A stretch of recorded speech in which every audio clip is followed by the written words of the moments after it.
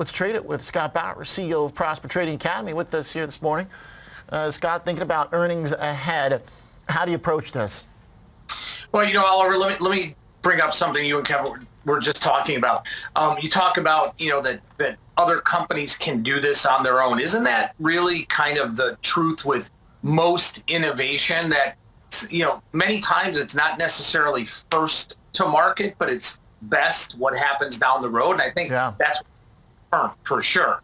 And I think that's, again, why you're seeing, that allure of Square and many of these other companies that, buy now, pay later is just, it's gone because, like you said, anybody can do it. Now, that's my 2 cents on that. But trading this, the stock is hovering just above the 50 and the 200-day moving averages. It's really just been consolidating. I'm not expecting a lot. I know, the expected move is somewhere right around 10% or so about a $7.5 move. I'm not seeing a lot here, quite frankly. So what I'm going to do is I'm putting on a trade that is looking for continued consolidation, even after the report. So I'm using next week's options, not tomorrow, but next Friday. And I'm going to sell the 68-64 put spread on the downside. I'm going to sell the 80-84 call spread on the upside. I can collect about $1.90 or so on that. So my risk on that, if there's a major blowout move in either direction, the maximum value of that is $4. So my risk is right around $2. But if this thing just kind of hangs in and consolidates, that's going to be great. And my break evens for this at the end of next week to the downside would be 66.10. To the upside would be 81.90. So I like that range there, and we'll see how this plays out.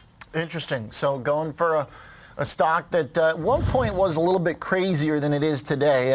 It's been fairly range bound now for like 6-7 months, so I can see where you're coming from on this, where maybe the options market still kind of prices it as a very volatile company. But at the end of the day, it's been in the same range since roughly April, and you're essentially betting that that's going to hold that way.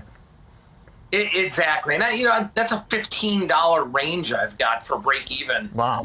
Out to next Friday, almost, equidistant from where the stock is right now. So I like that. And again, this is a trade that I probably would not hold all the way till next Friday. It's easily adjustable if I need to, but as always, 100% defined risk. Okay. And a pretty high probability trade.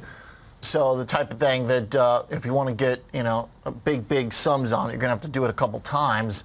But that's what you get when you're taking a high probability. I mean, the odds are you're going to make money on this trade, or at least break even. Yeah, exactly. And, we're almost at a 50-50 here with a $1.90 credit, and my max risk is $2.10, which is why I really... Nice. Hey, I'll take a coin flip. Nothing wrong with that. Happy to. Okay, I like it. Yeah, good approach. Interesting find with the volatility here ahead of the report. Thanks, Scott. Thanks, Oliver. CEO of Prosper Trading Academy.